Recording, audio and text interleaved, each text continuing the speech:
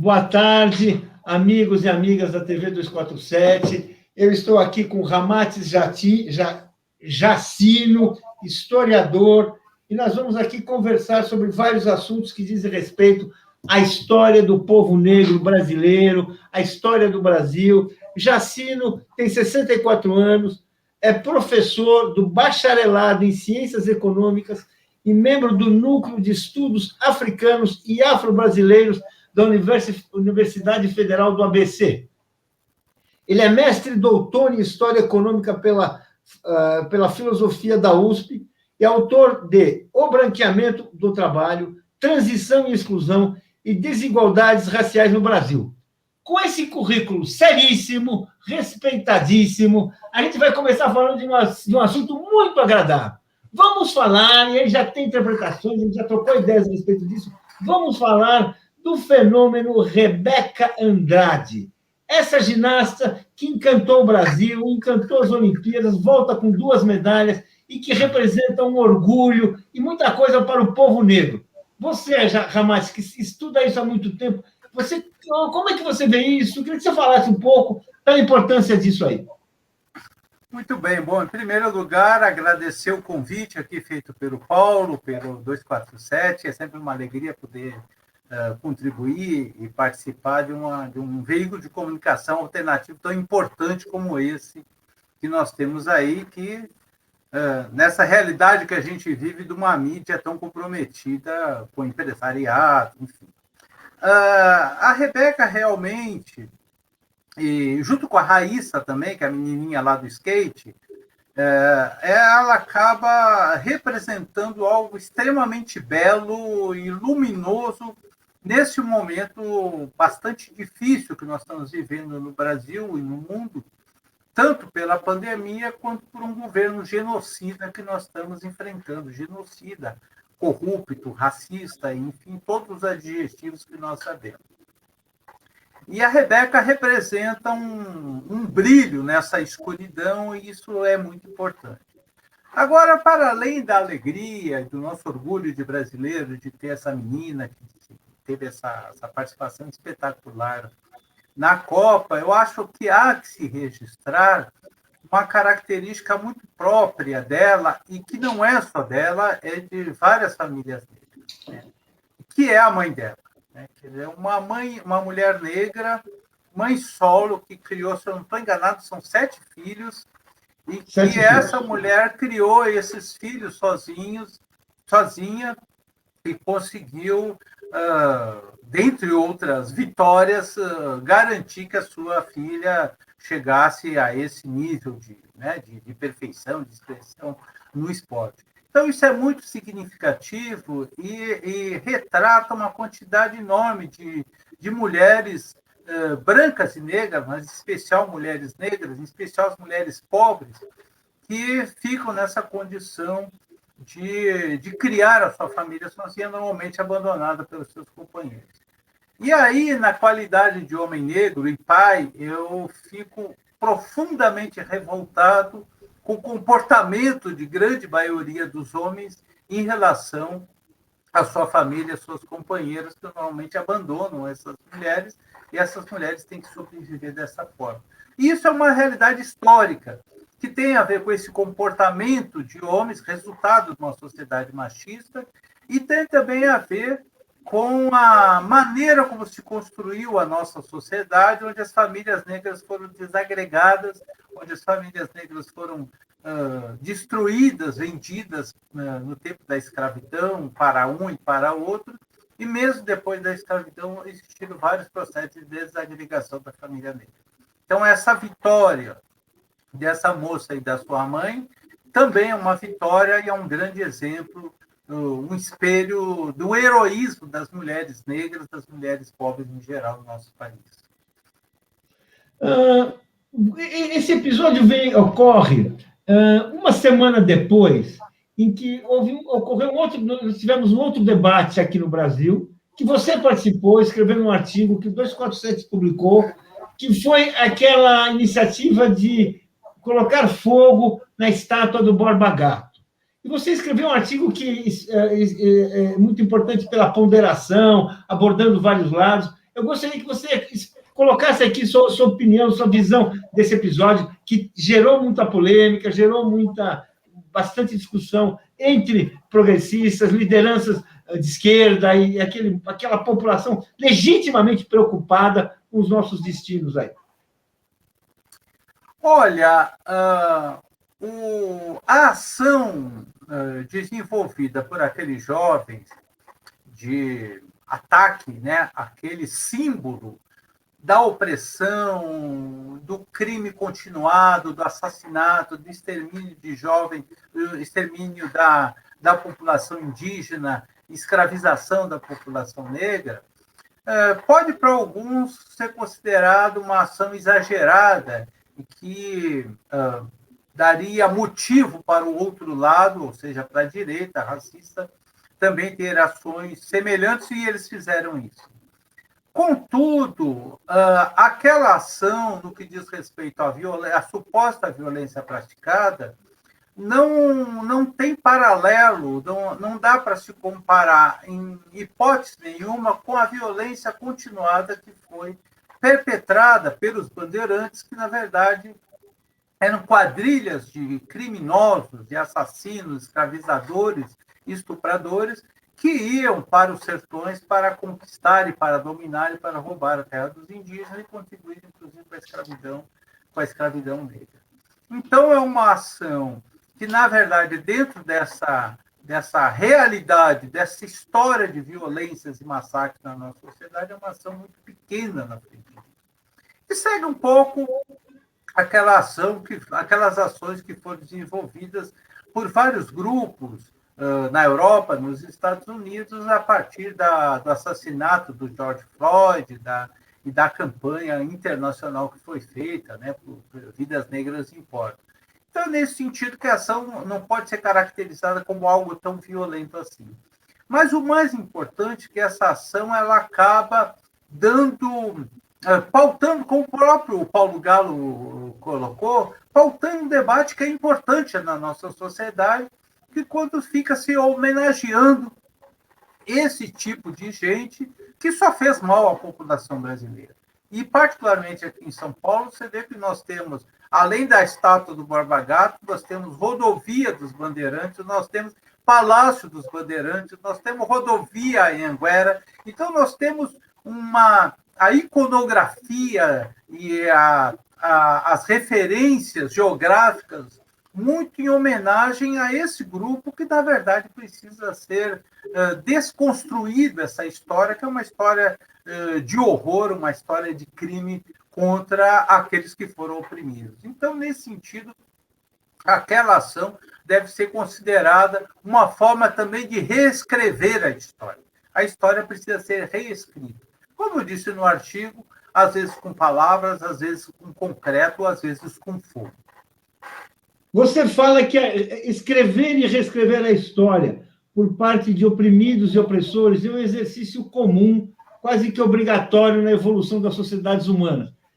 A história da escravidão brasileira, essa opressão de séculos, ela precisa ser reescrita, ainda precisa ser entendida, precisa ser, de fato, melhor avaliada corretamente? Sim, eu acho que sim. Há pouco tempo, assim, talvez algumas décadas para cá, a história, ela no Brasil tem se rediscutido a escravidão, que antes era apresentado como uma ação de benemerência dos europeus, e hoje já o senso comum compreende que essa escravidão não foi algo benéfico. No entanto, a escravidão ainda é apresentada, e os escravizados ainda são apresentados, como se fossem simplesmente vítimas passivas da escravidão. E é necessário que se diga que houve uma resistência perene à escravidão, e o final da escravidão se dá como resultado principalmente dessa resistência, dessa luta. Em 1971, teve um poeta lá do Rio Grande do Sul, chamado Oliveira Silveira, já falecido, que eu tive o prazer de ter amizade com ele, que ele, lança a proposta de que não se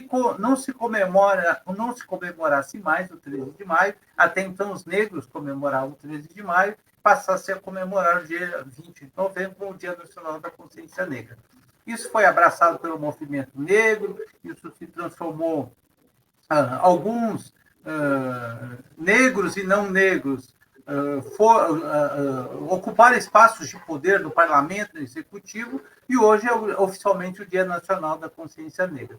Porque aquela história passou a ser reescrita por alguém que não era historiador, era um poeta, passou a ser reescrita pelo movimento social organizado, e hoje nós conseguimos, ninguém mais comemora o 13 de maio, e hoje nós temos o 20 de novembro como uma data de referência. Então, essa é uma maneira também de reconstruir essa história da transição do trabalho escravo para o trabalho assalariado, nesse caso, mas também a história da escravidão precisa e está sendo reconstruída por vários historiadores e historiadoras a partir de um outro ponto de vista, que não é mais o da Casa Grande, que não é mais do branco escravizador cristão, homem, e passa a ser a partir do ponto de vista dos aquilombados, a partir do ponto de vista dos escravizados, das mulheres, dos indígenas, dos pobres e dos marginalizados em geral. Então, esse recontar da história é muito importante, sim.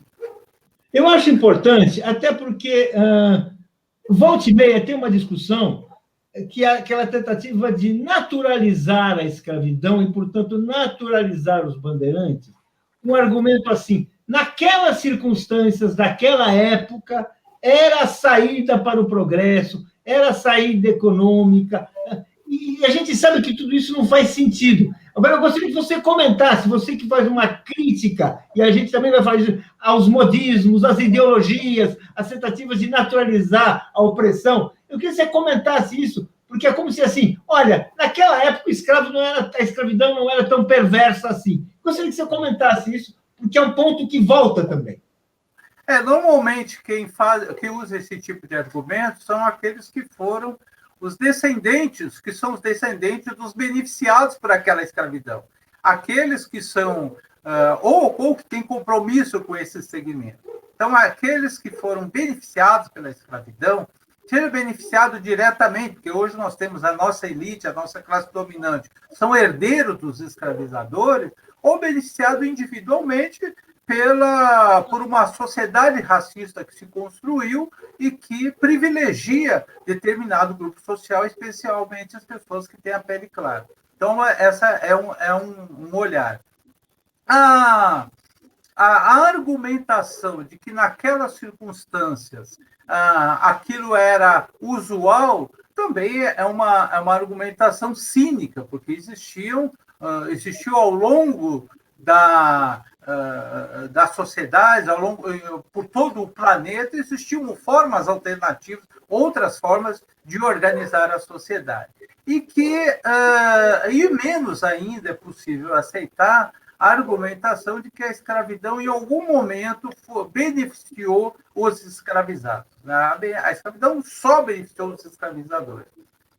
Nós já ouvimos, e recentemente, por parte de figuras de expressão desse governo obscurantista, de que a escravidão ajudou a civilizar os negros, os indígenas, trouxe eles para a sociedade, conseguiu cristianizar, como se cristianizar necessariamente fosse algo positivo, e, enfim, civilizou essa gente que era atrasada e que vivia lá no meio do mato. Que é uma caricatura, porque não é verdade que no continente africano, que tem mais de 5.000 anos de história, existiram diversas nações, civilizações extraordinárias, então isso não é verdade, e também a grande verdade que foi simplesmente uma forma de se apropriar de forma violenta do trabalho e da produção da riqueza que essas pessoas produziam. Uma questão que até hoje está presente, você sabe que existe, todos nós sabemos que existe assim, uma pequena minoria, mas ela se manifesta, de monarquistas no Brasil. E eles gostam de apresentar e dizer que Dom Pedro II, imperador, era contra a escravidão, foi inimigo da escravidão, e pelo fato de ter sido a Isabel que assinou a Lei Áurea, atribui a ele o fim da escravidão no Brasil. Eu gostaria que você comentasse isso, que você, como historiador, ajudasse a explicar isso aí. Porque você sabe, a ideologia dominante é a ideologia da classe dominante. E até hoje, essa ideologia, muitas vezes, ela está presente, e as pessoas precisam começar a pensar a verdade, a realidade de outro modo. Nós vivemos uma situação realmente bizarra no nosso país, que na última eleição, para se ter uma ideia, foi eleito por São Paulo o príncipe herdeiro, né, Felipe de Orleans e Bragança. E as pessoas tiveram a capacidade de eleger um príncipe. É curioso que o senso comum fala que político é tudo vagabundo.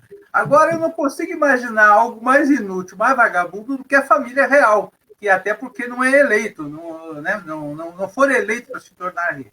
Então, existe essa coisa bizarra. Somado a isso, em paralelo a isso, volta, e não é a primeira vez que volta, essa interpretação histórica que tem por objetivo roubar o protagonismo dos negros, dos escravizados, para o final da escravidão e atribuir o protagonismo à família real, em especial à princesa Isabel, e inclusive à própria casa real, a família de Orleans e Bragança. O que é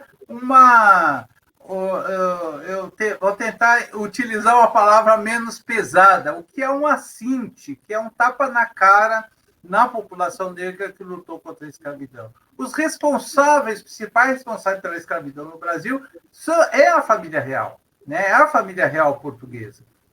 E a família real portuguesa acabou assinando, a princesa Isabel acabou assinando a Lei Áurea, em 3 de maio de 88, quando 5% só da população negra estava escravizada. A maioria já tinha fugido, existiram libertações parciais, os próprios grandes fazendeiros libertavam, entre aspas, os seus escravizados, porque aquele modelo, do ponto de vista econômico, já não era mais vantajoso, e aí algumas pessoas atribuem a essa família real o protagonismo pela libertação da população negra, dos escravizados. Na verdade, isso não é por acaso.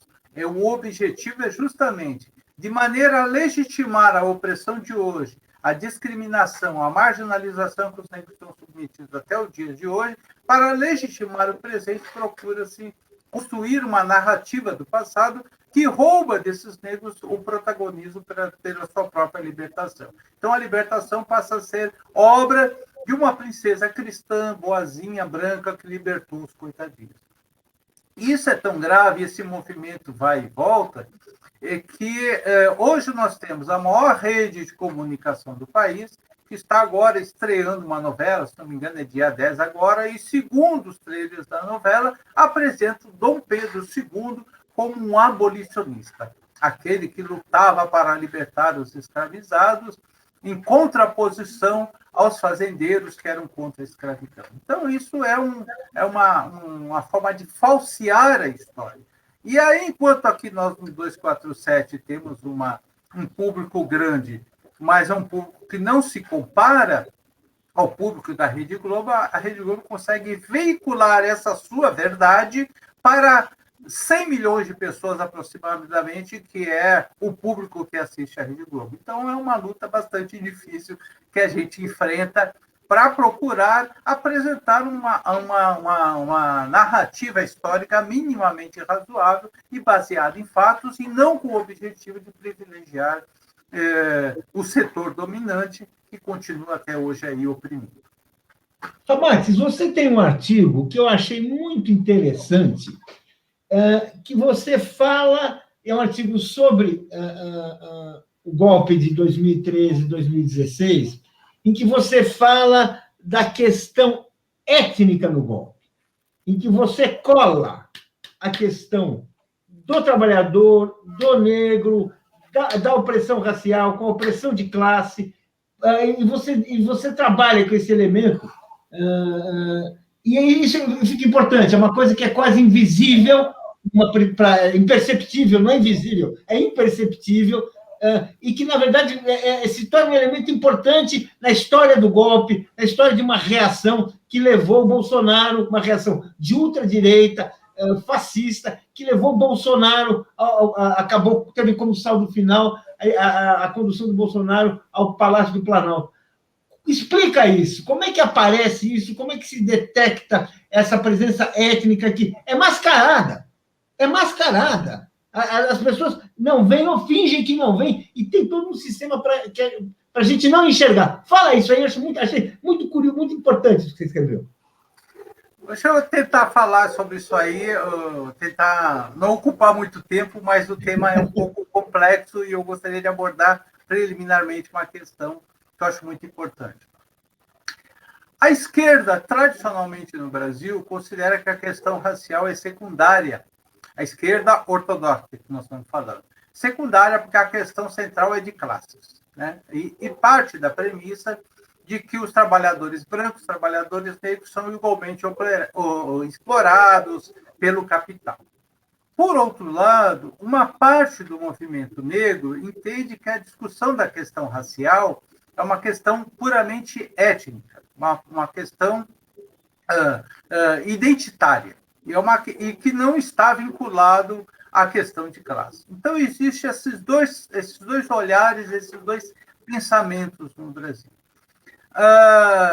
Na minha compreensão, a direita ela é mais lúcida do que a esquerda nessa questão racial no Brasil, porque a direita compreende que para se beneficiar nessa sociedade, eles também têm que ser, além de ser de direita, tem que ser racista também. Até porque é da natureza da direita no Brasil ser racista, porque eles são herdeiros dos escravizadores e herdeiros da construção dessa ideologia racista, dessa ideologia que hierarquiza as pessoas segundo a cor da pele. Então, é nesse sentido que, se nós percebermos as preliminares do golpe de 2016, desde as manifestações de 2013, que, na minha compreensão, aquelas manifestações simplesmente abriram as portas do inferno, que tudo de pior no Brasil apareceu a partir daquelas manifestações, neonazistas, fascistas, integralistas, pessoas explicitamente racistas, porque até então o racismo, as pessoas, né, tinham um mito da democracia racial, tinham um certo receio de manifestar seu racismo. Então, tudo isso apareceu lá. E o movimento antipetista, ou anti-esquerda, não só antipetista, anti-esquerda, ele estava absolutamente colado com o movimento racista e xenófobo. Lembra-se que da eleição de 2014 da Dilma, as pessoas escreviam nas redes sociais xingando os nordestinos, porque recebiam o Bolsa Família, por isso votavam na Dilma, xingando os negros, xingando os programas sociais. Então, este golpe, ele teve, além de ter uma dimensão misógina contra a ex-presidente, e nós vimos aí as várias manifestações misóginas, e teve um componente racista também. É aquele indivíduo, como naquele famoso artigo da Socialite da Lusa Leão, que ficava profundamente incomodada de que os porteiros do seu prédio podiam ir para Paris. Ela não perdeu o privilégio de ir para Paris, só que o porteiro do seu prédio comprava ali, fazer uma prestaçãozinha em 14 prestações e ia para Paris junto com ela. E o porteiro do seu prédio, ainda por cima, além de pobre, além de provavelmente nordestino, ainda era negro. Então, este componente de indignação dessa classe média, e mesmo das elites, com a proximidade que aquele governo estava promovendo entre os mais pobres, historicamente marginalizados, na sua quase totalidade negros, com essa classe média branca privilegiada, isso foi causando essa indignação. Então, esse movimento, esse golpe de 2016, teve um componente ético nesse sentido. E teve um componente ético porque ele vai no sentido de destruir todos os programas sociais, agora maximizado depois pelo Bolsonaro, mas desde a posse do Michel Temer, todos os programas sociais que promoviam a igualdade, né? Promoviam a igualdade entre os mais pobres, os melhores, né? Aquinhoados, entre negros e brancos, entre mulheres e homens, e isso eles achavam e acham inconcebível. Né? Então, me parece que existe esse componente racial também nessa questão de classe aqui no Brasil. Não sei se eu acabei me estendendo, não sei se eu consegui me explicar. É cumprido. Até minha pergunta foi longa. O assunto a minha pergunta também foi longa. Eu quero fazer uma outra questão, como parte desse ambiente, que eu achei interessante, que você fala assim, vários programas de humor retomaram estereótipos, visões, de uma maneira sutil, nunca falada diretamente, porque diretamente tem um problema, aliás, seria bom você falar por que é impossível falar diretamente, falar assim, com personagens que claramente, assim, a referência era aquele negro, a referência da mulher negra, a referência, assim, era um componente racista que se queria colocar e que a televisão ajudou a legitimar, a manter, a banalizar, vamos falar assim. A violência física, a violência política, a violência social, ela é, na minha compreensão, precedida sempre da violência simbólica. Então, vamos pegar um exemplo aqui. Um homem que é espancador de mulheres. Ele, antes de praticar a violência física contra a mulher, ele vai construindo a violência simbólica, desqualificando, desumanizando aquela mulher, compreendendo ou introjetando a ideia de que aquela mulher é a sua propriedade. Então, no campo social e político, a violência social e política ela é precedida da violência simbólica. E qual é o paralelo que eu procuro traçar? Se aquele governo ou aqueles governos eles privilegiavam o excluído, o marginalizado, o nordestino, a mulher sozinha, o negro, o indígena, o LGBTQIA+, etc., então essa gente precisava ser desqualificada, precisava praticar a violência simbólica contra essa gente. E essa violência simbólica, ela começa a ser construída não a partir de um discurso racional, ela começa a ser construída, inclusive, com a arte. E aí eu faço um paralelo com o que foi a construção da violência simbólica contra os judeus pelos nazistas, lá na década de 30 na Alemanha, e com a construção da violência simbólica contra negros, contra nordestinos, contra os marginalizados em geral, aqui no Brasil, no século XXI. E aí, se a gente perceber, surge bem antes de 2013 das manifestações, que vai criar o caldo de cultura para aquelas figuras bizarras a que eu me referi sair para a rua, vão se construindo essa violência simbólica de desqualificação e reciclando os velhos preconceitos. E essas pessoas se apresentavam como politicamente incorretas, como se ser politicamente correto fosse uma forma de transgressão. Então, aqueles humorísticos que, tipo Pânico, Rafinha Basso, Danilo Gentili, essa gente que faz humor de esgoto, essa gente, eles não ridicularizavam o homem branco do Sudeste com nível superior heterossexual. Quem é que é ridicularizado? É o nordestino, é a mulher negra, é o homossexual, é o gay. Essas pessoas são os marginalizados que são ridicularizados e que são agredidos, na verdade. E esses ditos humoristas se apresentam como transgressores. Eu sou politicamente correto, porque o humor não pode fazer diferença de ninguém.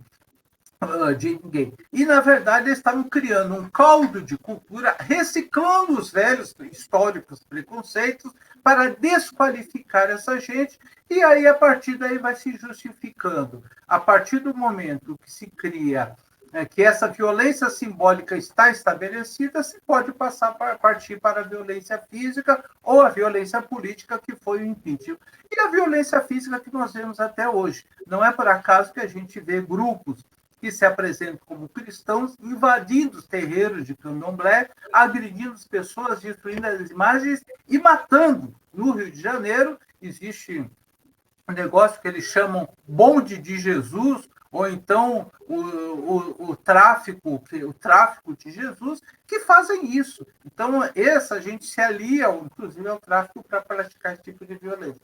Então, aquela violência simbólica ela vai depois se transformando numa violência real, porque ela justifica essa violência real, ela legitima essa violência real a partir do momento que aquelas pessoas são desqualificadas e são desumanizadas. Eu queria entender uma coisa, queria que você explicasse uma coisa. Essa linguagem agressiva, esse simbolismo, além de opressão de grupos, opressão, cumpre uma função política, portanto, muito certa e ela muito clara, e ela ajudou a eleger o atual presidente, ajuda a sustentar este governo, ajudou, no fundo, a promover uma regressão em toda a linha na sociedade brasileira. O Bolsonaro ele não é resultado dele mesmo, e, na minha compreensão, são extremamente cínicas aquelas pessoas, os arrependidos, que tem muito, né? Que dizem que foram enganados pelo Bolsonaro. O Bolsonaro não enganou ninguém, ele sempre foi extremamente objetivo e claro nos seus propósitos, no que ele acreditava. Então, as pessoas que votaram nele porque ele materializava esse ódio, esse preconceito construído por elas mesmas e pela sociedade há muito tempo. Então, ele é o legítimo representante daquelas pessoas. Então, essa desqualificação a que eu me referi, essa violência simbólica construída que teve nas manifestações de 2013, o seu grande ápice. Lógico que tinham manifestantes lá que não necessariamente defendiam isso, mas abriu essas portas do inferno a que eu me referi. Que foi o grande ápice. O momento, ele foi coroado, esse movimento de ódio, esse movimento de desqualificação, esse movimento de violência simbólica, ele é materializado na eleição do Bolsonaro, que representa tudo isso. Bolsonaro se elegeu pregando mentiras que todas as pessoas que, inclusive, votaram nele sabiam, critiquei essa história toda, falando que tinha que matar as pessoas, falando que negro se pesava em arroba, quilombola se pesava em arroba, que mulher merecia ser estuprada se fosse bonita, enfim, ele se elegeu com tudo isso. Então, essas pessoas escolheram o seu representante, pode ser agora que se arrependam, pode ser agora que voltem atrás, mas ele é a materialização desse ódio construído. E é nesse sentido que eu faço ainda esse paralelo com o nazismo. Né? O Hitler não apareceu do nada, ele é resultado do antissemitismo histórico que tem na Europa e que tinha na Alemanha, dos preconceitos contra pobres. Então, isso tudo foi resultado de uma construção que essa figura consegue galvanizar e se transformar em alguém que passa a ter poder político. O que você está falando tem uma consequência política muito importante, que é compreender que, enquanto a gente não derrotar o racismo, enquanto a gente não derrotar o preconceito, enquanto a gente não abolir o ódio, esse ódio racial, a gente não irá, de fato, derrotar o Bolsonaro nem o bolsonarismo. É isso? Olha, eu tenho a compreensão de que isso, inclusive, dentro do Partido dos Trabalhadores, eu sei que tem essa discussão, e que não é uma discussão que todos assumem, que a questão racial no Brasil ela está necessariamente imbricada com a questão de classes. Nós somos um país, segundo dados do IBGE, onde 55% da população é negra. Um país onde a totalidade da classe dominante é negra, a grande maioria... A totalidade é branca, desculpa. A grande maioria da classe média é branca e a grande maioria daqueles que produzem a riqueza, que são os trabalhadores e trabalhadoras, são negros. Então, quando se discute a questão de classe nesse país, necessariamente tem que se discutir a questão racial. Então, eu acredito que a questão racial ela não pode ser uma questão lateral dentro dos partidos, em particular dos partidos de esquerda. Não pode ser mais uma questão de respeito às identidades. É a questão central, porque ela está absolutamente misturada com a questão de classes no nosso país. Então, na minha compreensão, quando a esquerda como um todo, e aí particularmente o maior partido de esquerda, que é para quem a gente pode mais cobrar isso, compreender que essa questão é fundamental, é que nós poderemos fazer transformações profundas. É curioso que, repito, a direita compreende isso, porque a direita ela não ou manifesta aqueles mais babões se manifestam mesmo de forma racista, outros não se manifestam, mas mantêm a estrutura racista. Enquanto que a esquerda, ou uma parte da esquerda, às vezes fica nessa posição achando que é mais uma demanda da sociedade, a questão identitária, vamos apoiar, como se fosse mais uma questão lateral que apoio por humanismo, por generosidade, mas como se não fosse a questão central. Na minha compreensão, é a questão central. Sim. A direita, é correto dizer que ela sabe das vantagens que ela tem com o racismo, que o racismo lhe permite explorar de uma maneira selvagem a mão de obra, e, portanto, essa desigualdade, essa opressão é muito conveniente aos seus interesses, e o melhor a fazer é não mexer com o racismo. Isso é a opinião da direita. Perfeito. Eu acho que é exatamente isso. Né? Para a direita interessa o racismo. Tirando aqueles, somente classe média, que a professora Mariana Chauí já falou bastante do caráter da classe média, que às vezes verbaliza o seu racismo, a direita que tem mais elaboração teórica e que está no poder de fato, o poder econômico, essa direita pode às vezes nem manifestar, nem verbalizar esse racismo. Mas eles têm a compreensão que esse racismo lhes interessa, porque o trabalhador negro recebendo um salário inferior é vantajoso, porque o lucro para o empresário aumenta, e esse trabalhador negro ele passa a ser uma ameaça permanente ao trabalhador branco, que pode a qualquer momento ser substituído por um trabalhador negro com salário inferior. Então, veja só, o racismo no mercado de trabalho, ele interessa para o grande empresariado porque ele tem aquilo que os clássicos marxistas apresentaram, que é o tal do exército de reserva de mão de obra. E um exército de reserva de mão de obra que tem cor. Então, mantém-se esse racismo, mantém-se essa discriminação, porque eu tenho esse exército para ficar tensionando o mercado de trabalho e me beneficiar. Então, com certeza, quem tem o poder econômico, de fato, e o poder político que está por trás desse poder político que é visto, esses aí, às vezes, podem nem manifestar, fazem o discurso do politicamente correto, mas agem e promovem o racismo porque esse racismo lhes interessa. Desses exemplos que eu dei, e diversos outros exemplos também. Eu queria te perguntar, uma grande questão que envolveu o debate racial no Brasil foi a discussão sobre cotas, e especialmente cotas nas universidades. Você é professor universitário e certamente acompanhou isso de perto. De perto, pessoalmente, o que você viu, o que você acompanhou, a mídia falando, as campanhas e tudo isso. Qual é a sua avaliação hoje desse debate e como é que foi, que experiências você viveu? Teve surpresas agradáveis, desagradáveis? Como é que foi? Que avaliação você faz de tudo isso?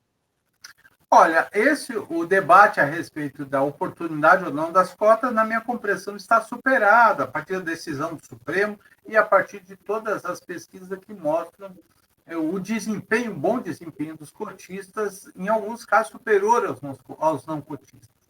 Mas tem duas questões que são decorrências dessa primeira que eu quero apontar aqui, que é um problema e uma solução. O problema é que as cotas são importantíssimas, foram uma grande vitória e mudaram a realidade da universidade, só que o aluno cotista, que é o aluno de baixa renda, ele precisa trabalhar, ele precisa sobreviver, ele precisa ajudar a família. Então, muitas vezes, ele entra na universidade, mas não consegue permanecer na universidade. Então, é necessário ter sistema de bolsas, é necessário outros programas sociais para a permanência desse aluno. Além disso, esse aluno sai formado da universidade, um aluno negro, cotista, por exemplo, um aluno ou aluna, mas o mercado de trabalho é racista. Então, ele sai formado de uma universidade, uma boa universidade, uma universidade federal, mas não consegue trabalho na sua área, justamente porque o mercado é racista. Ele tem toda a qualificação, mas o mercado não o aceita simplesmente por conta da cor da pele, ou então paga um salário inferior devido à cor da pele.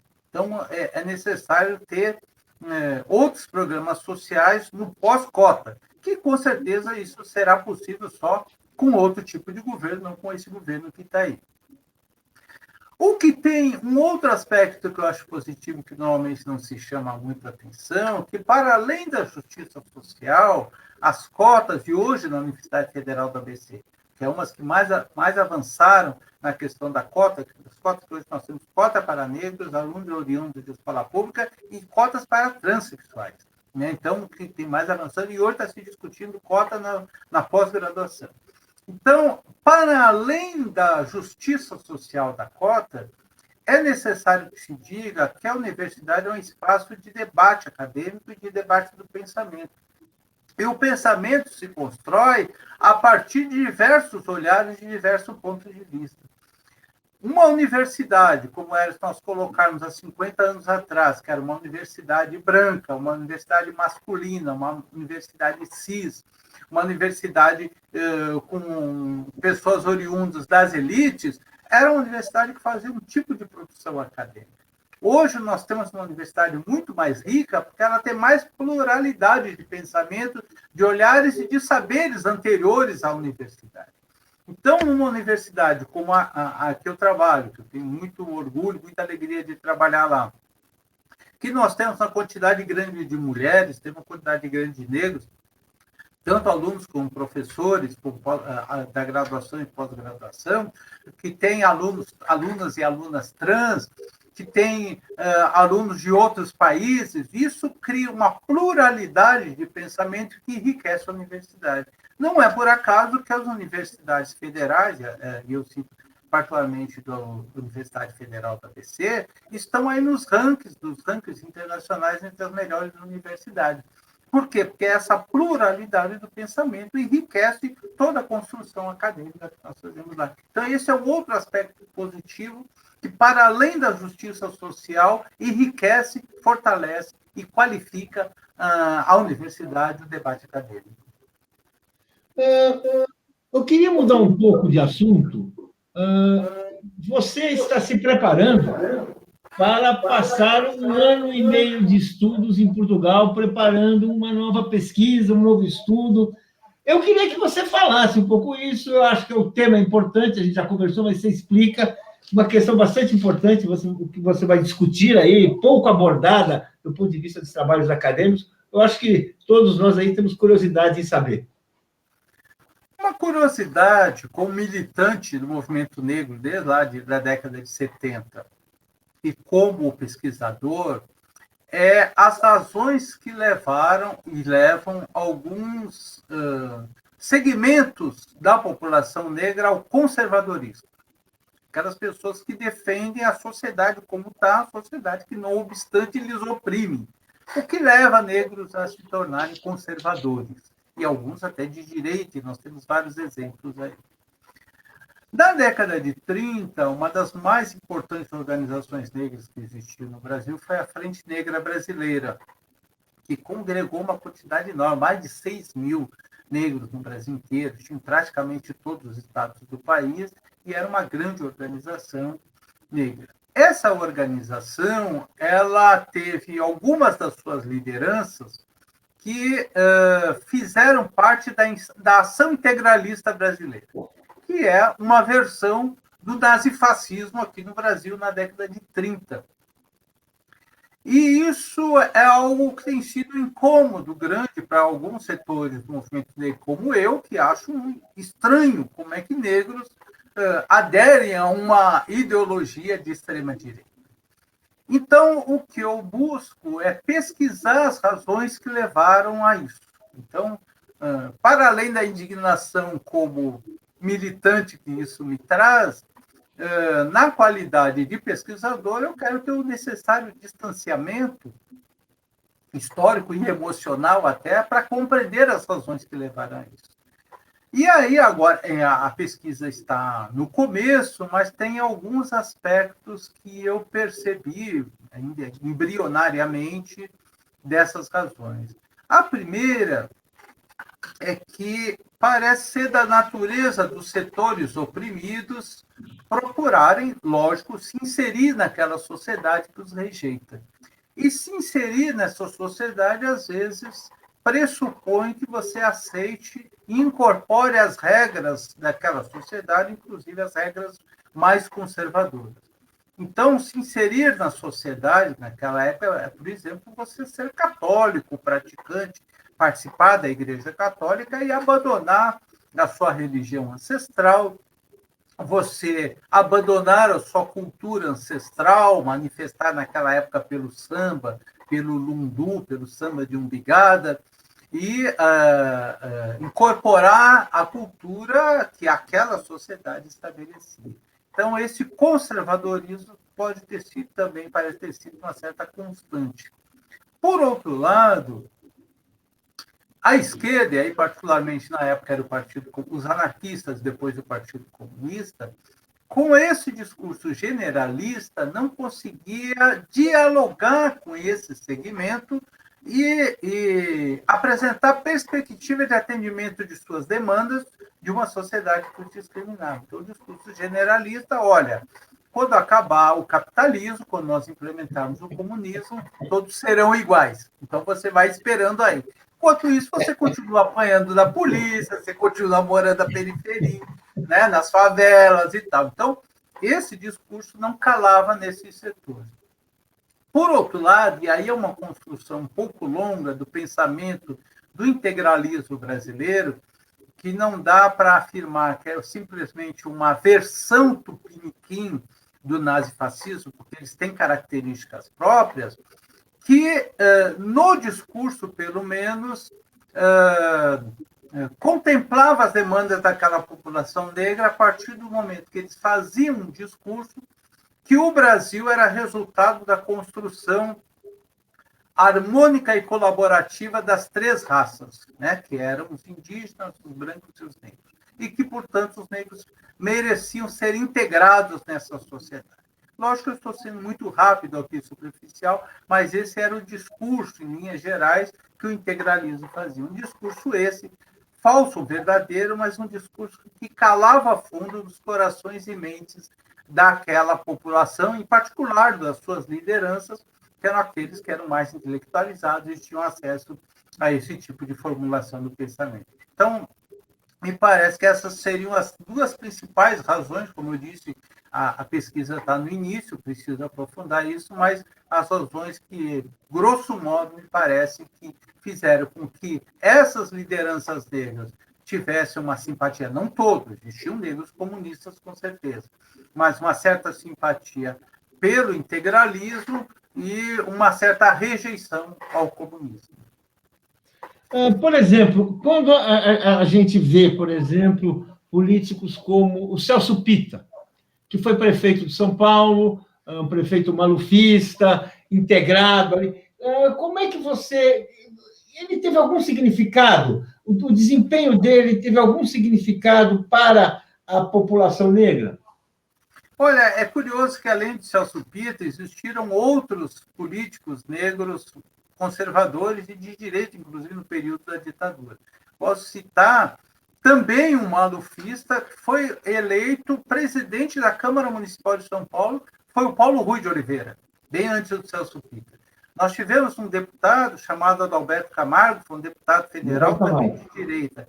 Nós tivemos a primeira deputada negra eleita na Assembleia Legislativa, Teodosina Ribeiro, também uma pessoa extremamente conservadora de partido de direita, se não me engano, era da Arena também na época. Então, é uma quantidade grande de negros que tinham essa postura. E aí, cabe-se uma discussão aqui, que também não é uma conclusão, mas é um indício que me apresenta, que eu percebo no que eu estudei até agora, de que negros de esquerda, na verdade, é uma novidade. O movimento negro, com forte presença de esquerda, ele se dá a partir da década de 70, com a criação do Movimento Negro Unificado, o MNU. Depois, hoje, nós temos diversos grupos. Antes, os movimentos negros, da sua maioria, salvo algumas exceções, quando tinham surtos de enfrentamentos, como aconteceu na Revolta da Vacina, Revolta da Chibata, etc., mas a maioria eram movimentos conservadores. E esses negros, naquela época, retratavam esse conservadorismo, né? A tentativa de se integrar na sociedade. Então, se o período era a ditadura militar, não tinha que ir para o MDB da época e fazer oposição a essa ditadura. Não, vamos procurar nos integrar dentro dessa ditadura e seguir as regras.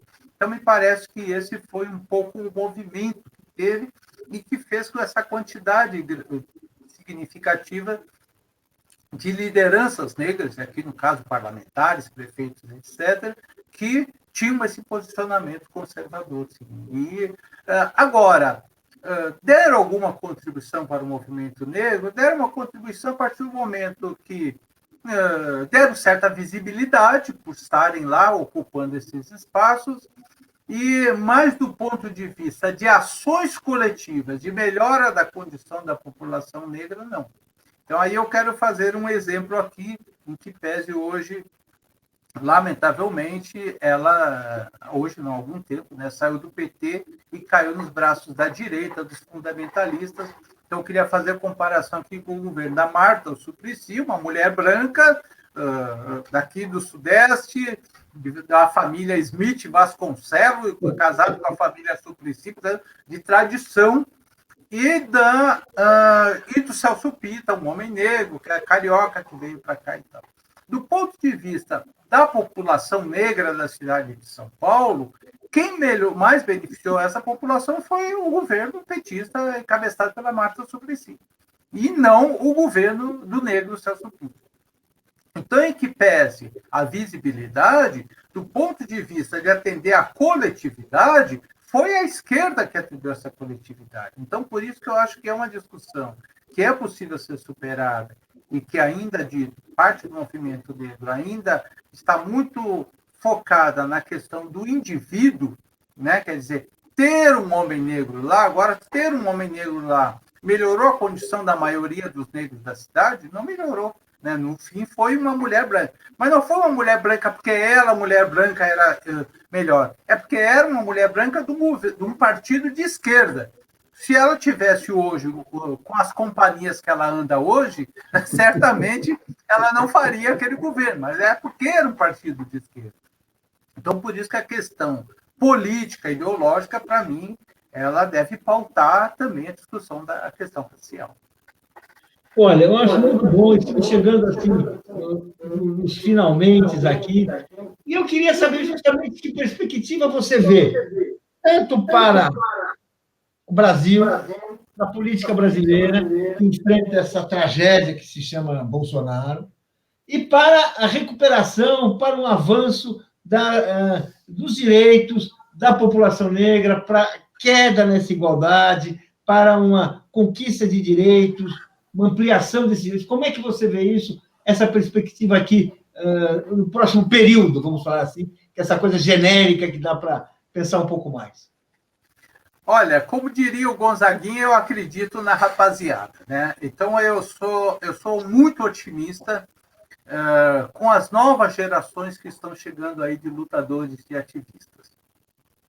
No ano de 2015, eu dava aula no Estado ainda, dava aula numa escola no centro de São Paulo, chamada Caetano de Campos. Opa, tradicionalíssima, muito importante. Nossa! E foi uma das escolas que teve aquelas ocupações dos estudantes contra as reformas no ensino médio que o Alckmin queria fazer naquela época, e foi uma vitória extraordinária. Os meninos conseguiram derrubar o secretário da Educação, né, com aquelas manifestações. Então, assim, essa juventude que está lá e que tem, inclusive, formas alternativas de militância e de luta, eu acho muito produtiva e eu acredito que essa juventude está avançando. E eu acredito em transformações profundas, resultado dessa presença dessa nova militância. Lógico que existem equívocos, né? Quer dizer, aqueles meninos lá cometeram equívocos. Pô, eu com 64 cometi equívoco, não vou querer que o menino de 15 anos não cometa equívoco. Tinha os seus equívocos, tinha os seus exageros, mas eram pessoas que tinham ali pautas, além da pauta da educação, as pautas identitárias, as pautas de comportamento, de orientação sexual, as pautas sobre a questão da drogadição, muitas questões culturais eles colocaram. Então, essa galera nova, eu acho que é muito, muito positivo. Então, eu sou extremamente otimista. Nós estamos vivendo um período tenebroso em todos os aspectos, não tenho dúvida nenhuma. Mas eu sou otimista e acredito que está aparecendo lá uma luz no fim do túnel. Tanto porque esse governo está começando a cair de podre por todos os horrores que tem cometido aí, como também porque existe um movimento, uma juventude aguerrida e que está protagonizando mesmo transformações nos costumes, na cultura, na ação política, na forma de interação social, e que eu acho que vai dar coisa muito boa. Então, eu prevejo um futuro bonito aí. Talvez demore um pouco, espero que demore o mínimo possível, espero que na próxima semana saia o impeachment do Bolsonaro, né?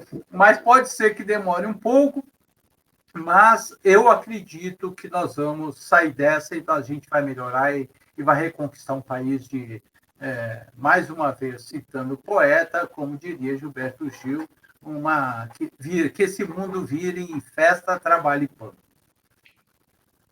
Muito bonito. Só vou perguntar uma coisa. O que é preciso fazer? O que a sociedade brasileira precisa fazer? O que essa juventude precisa fazer para apressar um pouco esse processo e para impedir um novo retrocesso? Você vê alguma coisa por aí? Ir para a rua. Eu acho que ir para a rua, ir para as manifestações. Nós tivemos já 3 imensas manifestações. Eu acho que a gente tem que continuar nas ruas, evidentemente com responsabilidade, com cuidados, com distanciamento social, com máscara, tudo aquilo que é indicado pelas autoridades de saúde, mas a gente precisa ir para a rua e precisa criar as mais diversas e criativas formas de manifestação contra isso que está aí, né? E ficarmos muito atentos, porque nós estamos aí, a gente vê como a grande mídia, que é a voz do establishment, né? O discurso da tal da terceira via, né? Não, porque são 2 extremos, né? Como se um governo, né, que foi dos governos petistas, o governo Lula, que governou junto com o mercado, junto com a sociedade toda, com a classe média, que fez acordo com todo mundo, como se fosse um governo extremista.